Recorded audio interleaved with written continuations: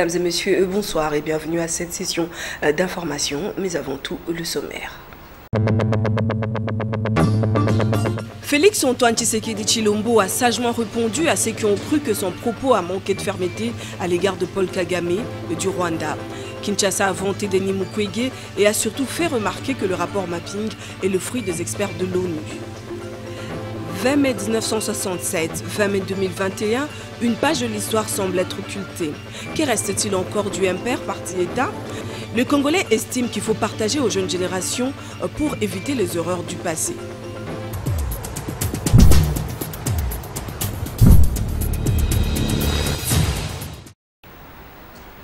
Une fois de plus, mesdames et messieurs, bonsoir et merci de nous avoir choisis pour vous informer dans une interview accordée à 3 médias internationaux. Félix Antoine Tshisekedi Tshilombo s'est refusé de répondre aux propos de son homologue rwandais Paul Kagame, dont les récents propos sur le rapport mapping de l'ONU ont suscité une vague de réactions négatives en République démocratique du Congo.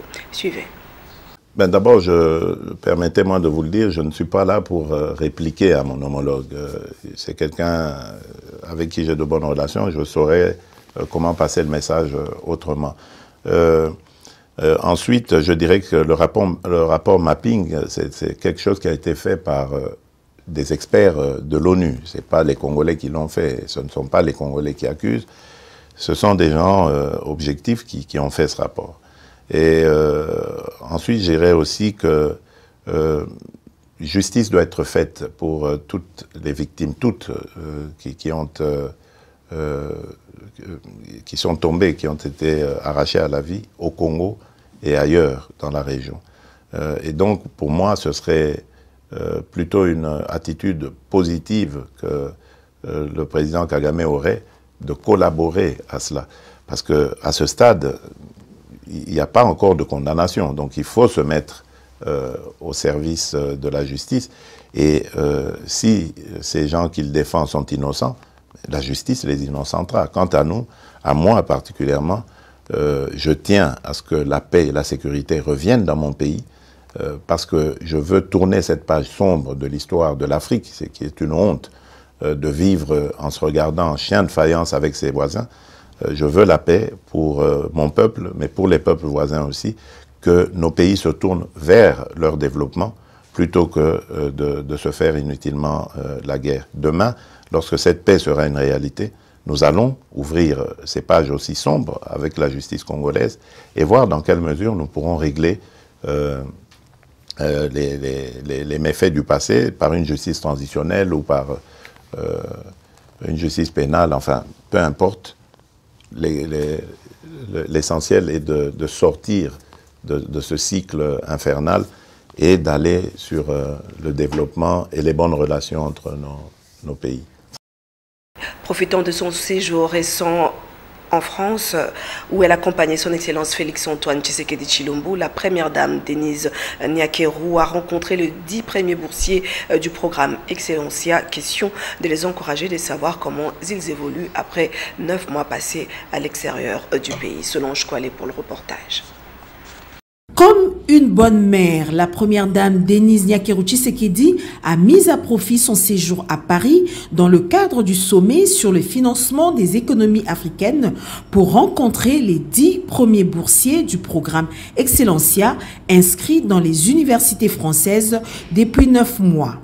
Comme dans ses habitudes, Denise Nyakeru Tshisekedi, en qualité de mère de famille, a délié sa langue pour encourager ses futures élites du pays. En ces termes, je cite, « Cela m'a fait du bien de les revoir et d'apprendre qu'ils se sont bien adaptés et qu'ils évoluent très bien jusque-là. » Fin des citations. 3 d'entre eux n'ont pas pu être physiquement présents à cause de leur session d'examen, a indiqué la première dame. L'occasion faisant les larrons, dit-on, la présidente de la fondation Denise Nyakeru Tshisekedi a pris langue également avec la directrice générale des Campus France, Madame Béatrice Kayat, afin de faire le bilan de l'an 1 du partenariat entre Campus France et la fondation Denise Nyakeru Tshisekedi. La présidente de la fondation Denise Nyakeru Tshisekedi a obtenu de Madame Béatrice Kayat des assurances de cette institution, dont l'accompagnement de prochains lauréats qui arrivent incessamment. Elle n'a pas non plus manqué d'éloges à l'égard des boursiers congolais. Ici est de rappeler que ces 10 lauréats sont arrivés à Paris le lundi 14 septembre 2020 et font partie des 114 boursiers de la première édition Excellencia. Notons qu'Excellencia est un programme de la Fondation Denis Nyakeru Tshisekedi qui récompense ceux qui excellent à l'école en octroyant aux meilleurs finalistes des examens d'État des bourses d'études universitaires. Chérubin Okende Senga, ministre national du Transport, voie de communication et du désenclavement, met le bouchée double pour apporter pour de vrai le désenclavement de certaines provinces, notamment les Maniema.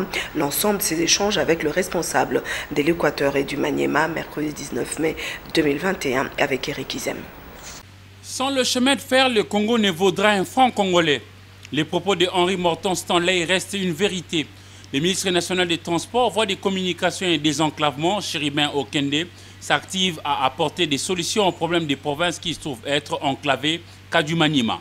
Le ministre national en a discuté mercredi 19 mai 2021 avec une délégation de l'exécutif provincial conduite par Augustin Moussafiri. Il a promis de s'y pencher et pour que le gouvernement puisse trouver une solution au niveau de la province du Maniema.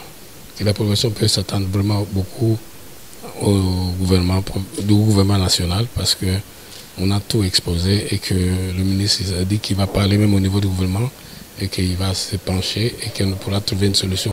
Autant le ministre Chérubin Okende a échangé avec Bobo Boloko Dieudonné, gouverneur de l'Équateur, toujours dans l'objectif d'obtenir l'interconnexion des territoires, ensuite des provinces, pour une ouverture profitable à la République. Le premier point, c'est présenter les sécurités.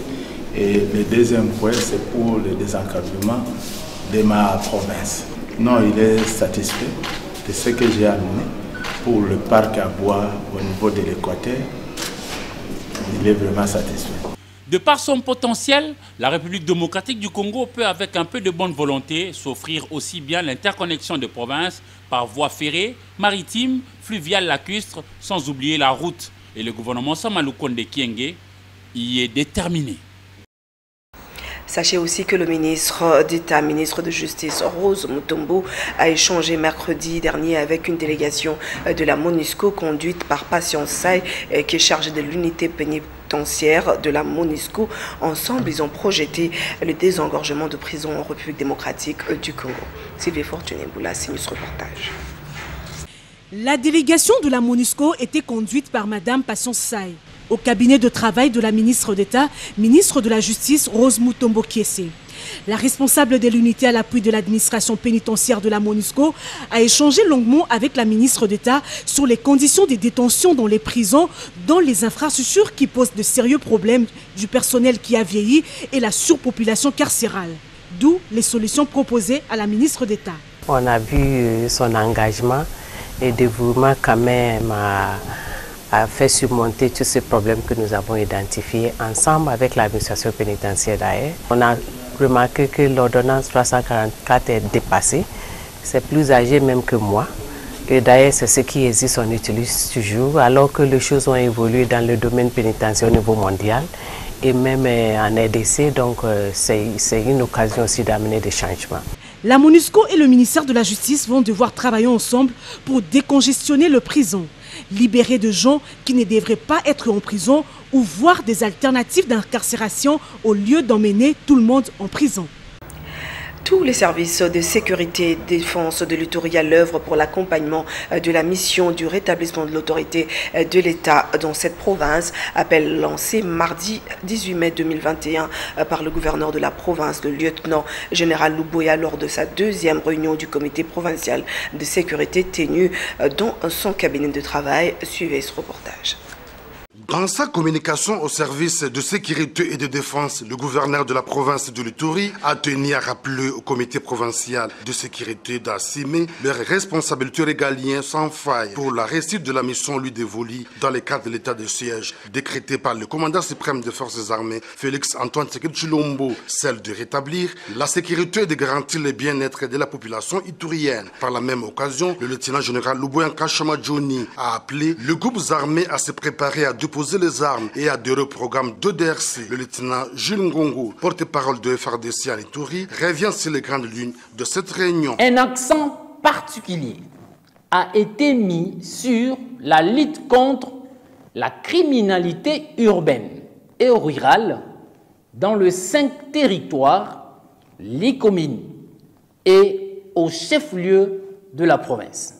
Sous la coordination du lieutenant-général Luboyaka Chamadjoni, appelle les groupes armés à se préparer à déposer les armes. Signalons qu'au cours de cette réunion, l'état de lieu de la province a été présenté tour à tour par les différents services de défense et de sécurité de la justice militaire et civile, ainsi que les maires de la ville de Bunia, dont la situation générale demeure sous contrôle des forces armées. Les FRPI doivent s'inscrire dans la logique de la paix, faute de quoi ils subiront la rigueur de la loi. Message du gouverneur de l'Ituri, le lieutenant-général Luboyaka Chama, dans une visite effectuée mercredi à Guéti, dans la chefferie de Walendi Bindi. Le reportage est de Jules Ngongo. Dans le cadre de sa mission d'imposer la paix et la restauration de l'autorité de l'État en Ituri, le gouverneur de province est rendu ce mercredi 19 mai 2021 à Guéti cheflier de la chefferie de Walendi Bindi dans le territoire du Roumou. Aussitôt arrivé, l'autorité provinciale a fait l'objet d'un accueil digne de son rang, signe de son acceptation par la population locale. Dans son adresse à la population, le lieutenant-général Luboyaka Chamadjoni a invité le groupe armé, notamment le FRPI, Force de résistance patriotique en Ituri, à s'inscrire dans la logique de la paix. Dans les cas contraires, ils subiront la puissance de fait des forces armées. Le processus de DRC est la seule voie de sortie, a-t-il précisé. Dites aux enfants, dites à nos enfants qu'ils soient prêts. Je ne veux pas vous dire aujourd'hui, non, maintenant là qu'ils commencent à venir déposer les armes. Aux groupes armés étrangers, le gouverneur de province avait un seul message à la population, celui de se désolidariser. Ne leur donnez pas cette occasion-là, on n'en veut pas. Et ceux-là, vous allez voir, nous allons les traquer jusqu'à leur dernier retranchement. Et ceux-là même, nous allons traquer, et eux, et leurs complices. Et là, on sera sans pitié. Rappelons que le lieutenant-général Luboyaka Chama était parmi les officiers chargés des opérations de DER de la même milice en 2012, dont sa présence à la tête de la province du Ituri constitue un espoir pour la population de la chefferie de Walendi Bindi. Un rappel historique dans ce journal. Les jours passent vite, vous le savez. Le 20 mai, sous le régime Mobutu, avait été un jour férié et payé. Cette date marque la création du Parti-État, Mouvement populaire de la Révolution, MPR. Qu'en est-il au juste pour les jeunes de cette génération? La réponse avec Sylvie Fortuné Mboula.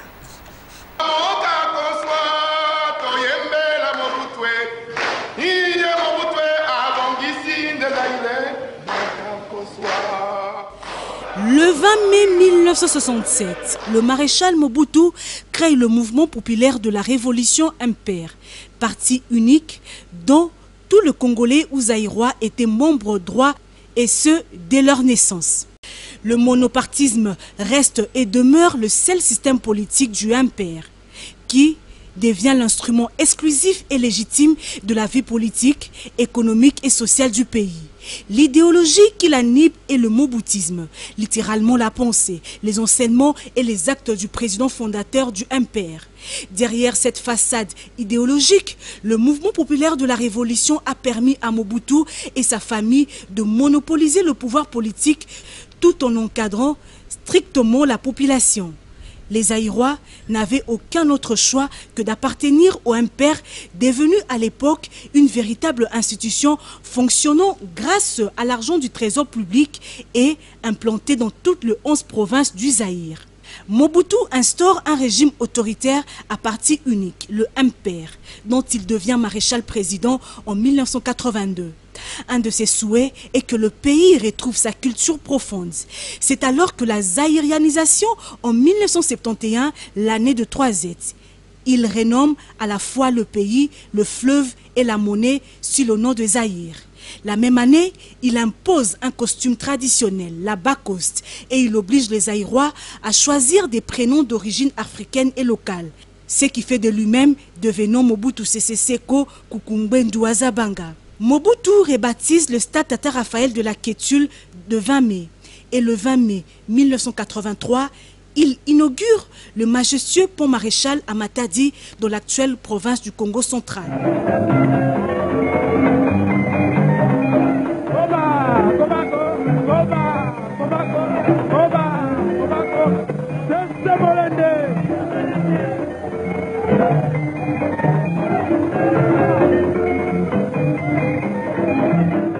Le mouvement populaire de la Révolution, cette formation politique a résisté durant 23 ans, jusqu'au 24 avril 1990, lorsque Mobutu a décrété le multipartisme suite à une énorme pression nationale et internationale. J'ai parlé de bien de choses et de tout le monde. Je n'ai pas parlé de moi. Que devient le chef dans tout cela? Le chef de l'État est au-dessus des partis politiques. Il sera l'arbitre. Mieux. Que devient alors le mouvement populaire de la Révolution? En tout cas, il est resté l'ombre d'elle-même, une coquille vide.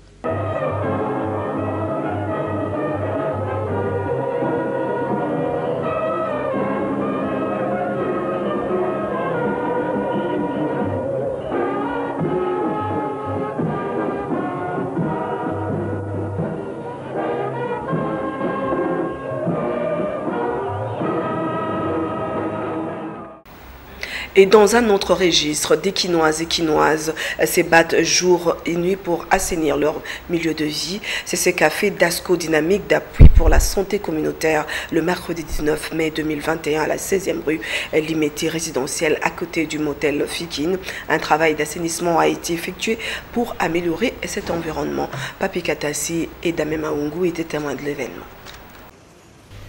Assainir davantage les milliers de vies des Quinoises et Quinois, tel est l'objectif affiché par DASCO, la dynamique d'appui à la santé communautaire. Cette association d'essence multisectorielle qui a comme credo la promotion de la santé communautaire de nos populations dans ses divers aspects, s'est décidé d'accompagner la ville de Kinshasa dans le cadre de la vaste campagne Kinbopeto. Le mercredi 19 mai 2021, le membre actif de cette association ont, sous le leadership de la présidente Élisée Zita, investi la 6e rue Limité résidentielle Motel Fikine pour effectuer quelques travaux de cantonnage manuel. Bien outillé pour la circonstance, ce coin de la capitale a été désherbé et quelques caniveaux curés pour créer un environnement propice à la vie. Ce que nous voulons est que tout le monde puisse comprendre que si l'environnement est malsain, automatiquement aussi la santé en pâtit. Voilà pourquoi ensemble, nous voulons que nous puissions comprendre cette vision et nous voulons que nous puissions aller de l'avant dans l'assainissement de notre environnement. À titre de rappel, la dynamique d'appui à la santé communautaire intervient dans plusieurs domaines de vie de la population. La santé, l'entrepreneuriat, la lutte contre la drépanocytose et plusieurs autres domaines. L'action de la DASCO s'inscrit dans la dynamique, un corps sain dans un esprit sain aussi, dans un environnement sain. Actualité vue par les autres, Esther Badibiabia et Damien Maungu ont tendu leur micro à Cissé Traoré, journaliste à Nouveau Congo. Selon lui, l'actualité est dominée entre autres par le message du président rwandais Paul Kagame et la réplique du président de la République démocratique du Congo, Félix Antoine Tshisekedi Tshilombo. La petite polémique qu'il y a au niveau international qui a eu lieu en France bien évidemment, entre les propos du président rwandais qui, n'est-ce pas, a daigné de reconnaître les massacres qui, n'est-ce pas, ont eu lieu dans l'est de la République du Congo. Évidemment, de nombreuses personnes ont condamné, mais aussi le président de la République a pris la parole pour remettre les choses en l'état, comme elles devront être. Il a dit qu'effectivement, pour lui, il y a massacre, il y a eu massacre dans l'est de la RDC, et que par conséquent, il va falloir que justice soit rendue aux victimes. Mais aussi, il fait foi au rapport mapping qui avait été élaboré par les Nations Unies. Ce n'est pas des Congolais qui l'ont élaboré. À part ça, il y a la question aussi liée à cette loi sur la protection de la nationalité congolaise. initiative de l'ancien candidat à la présidentielle, Noël Tchani, mais qui désormais devrait être portée par un parlementaire pour la soumettre soit à l'Assemblée, soit au Sénat, pour en faire une loi proprement dite. Sankourou, le gouverneur a procédé à la mise en place d'une nouvelle équipe gouvernementale au niveau de la province. Cette équipe devra être investie par l'Assemblée provinciale. Signalons aussi que cette Assemblée provinciale, le bureau avait été visé par une pétition, ce qui fait qu'un bureau d'âge a été mis en place.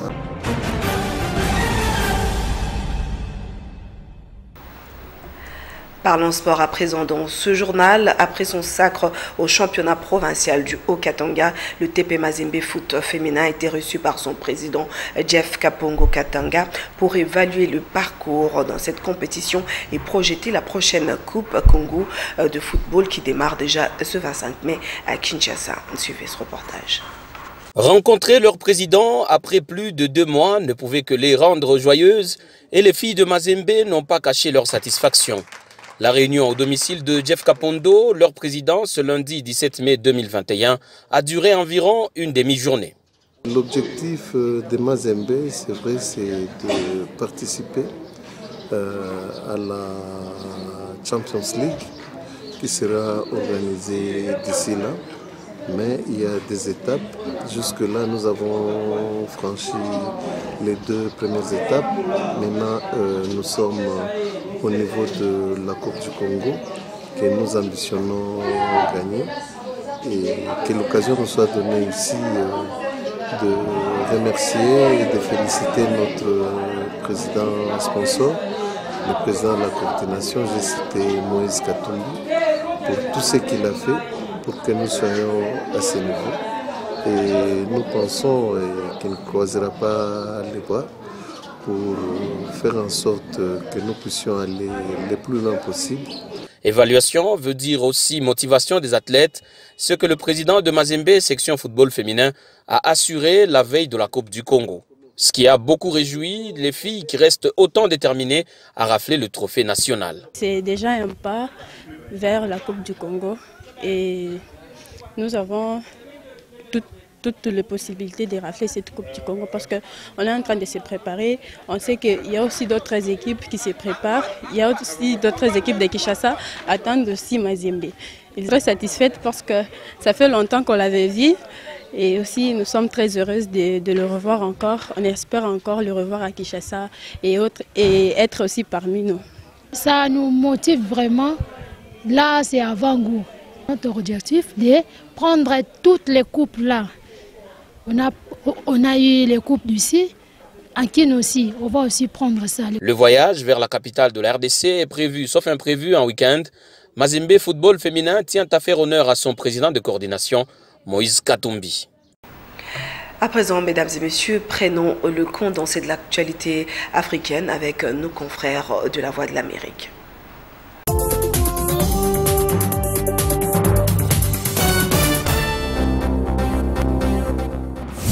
En Côte d'Ivoire, l'ancien Premier ministre Guillaume Soro est jugé par contumace à partir de ce mercredi à Abidjan avec 20 de ses partisans. Selon le parquet, M. Soro aurait fomenté une insurrection civile et militaire lors de son retour, finalement avorté en décembre 2019. Au Togo, l'opposant et ancien ministre de la Communication, Djimon Oré, a été condamné à 2 ans de prison pour outrage aux représentants de l'autorité publique et diffusion de fausses nouvelles. Il avait été arrêté le 29 avril après avoir critiqué le bilan de ce qu'il appelle l'oligarchie militaro-clanique des Nyasingbe.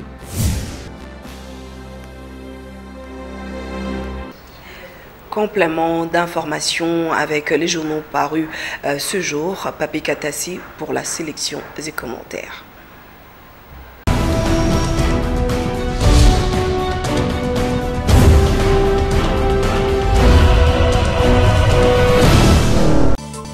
Mesdames et messieurs, bienvenue à toutes et à tous dans cette revue de presse.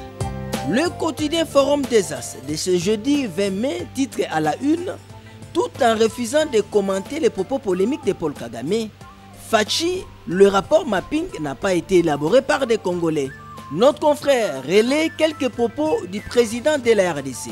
Je ne vais pas polémiquer, je ne suis pas là pour répliquer à mon homologue.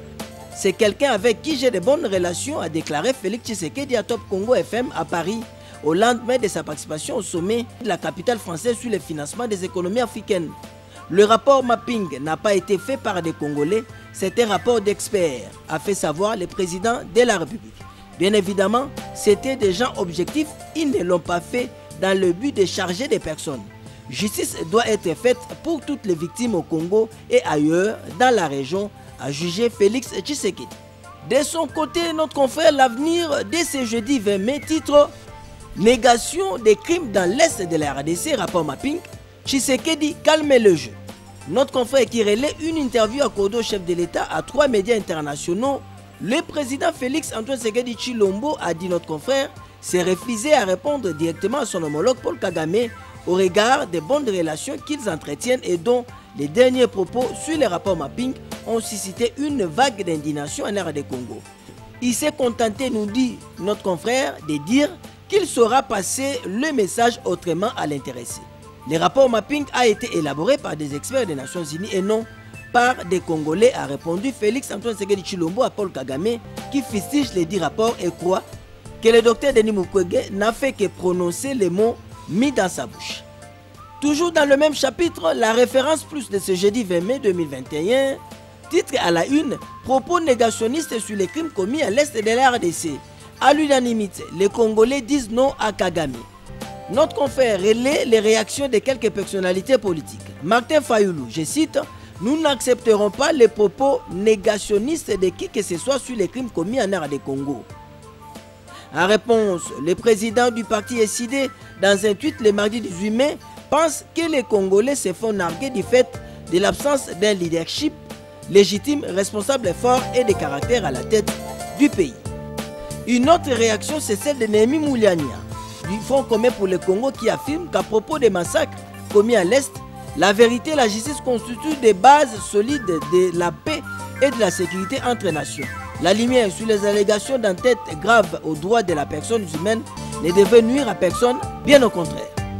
Pour terminer, la tempête des tropiques, titre à la une, suite qui voulait le général autoproclamé Raïa Mutomboki se rend à la MONUSCO. Selon notre confrère, en croix des sources dignes de foi, des affrontements entre les militaires congolais et des miliciens Raïa Mutomboki ont fait plusieurs morts et contraint de nombreuses personnes à s'enfuir. Les bilans précis de ces combats qui ont eu lieu dimanche 4 avril dans les localités de Kalongue et Katasomoa, dans les territoires de Kaléé au site Kivu, n'est pas dévoilé. Un membre de la société civile locale ayant requis l'anonymat a déclaré à Radio Capinet que ce sont les miliciens Raïa Mutomboki qui ont attaqué les positions de l'armée dans les 2 localités. Il parle de 2 militaires tués, dont un colonel d'armée. Ça n'est pratiquement terminé pour cette revue de presse. Au revoir et à demain.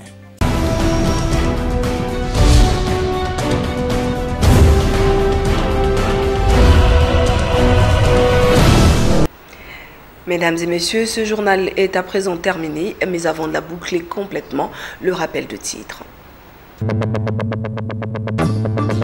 Félix Antoine Tshisekedi Tshilombo a sagement répondu à ceux qui ont cru que son propos a manqué de fermeté à l'égard de Paul Kagame du Rwanda. Kinshasa a vanté Denis Mukwege et a surtout fait remarquer que le rapport mapping est le fruit des experts de l'ONU. 20 mai 1967, 20 mai 2021, une page de l'histoire semble être occultée. Que reste-t-il encore du MPR parti d'État? Le Congolais estime qu'il faut partager aux jeunes générations pour éviter les erreurs du passé.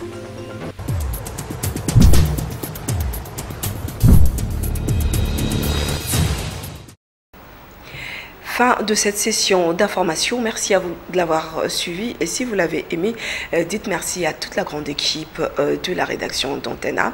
Entre autres, je vous dis au revoir et demain matin, vous retrouverez Patricia Molengo-Mbolekuni pour le bulletin d'information. Quant à moi, vous me retrouvez à 19h pour la grande session d'information. Portez-vous bien chez